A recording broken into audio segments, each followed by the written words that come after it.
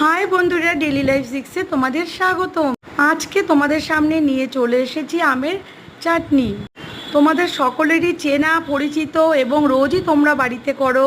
আমি আজকে আমার মতো করে দেখাচ্ছি। তোমরা অবশ্যই আমার এই রেসিপিটাকে দেখো এবং লাইক করো, শেয়ার করো আর সাবস্ক্রাইব করো আমার চ্যানেলটাকে। বন্ধুরা, খাওয়ার শেষের পাতে যদি হয় চাটনি, খাওয়াটাও যেরকম হজম হয় তেমনি মনটাও কিন্তু খুব ভালো লাগে। যারা টক খেতে খুব ভালোবাসো, আমি তো টক খেতে ভীষণ ভালোবাসি। বন্ধুরা, তোমরা কে কে এরকম আমের চাটনি বা অন্য কোনো চাটনি খেতে ভালোবাসো, আচার খেতে ভালোবাসো, অবশ্যই কমেন্ট করে জানিও।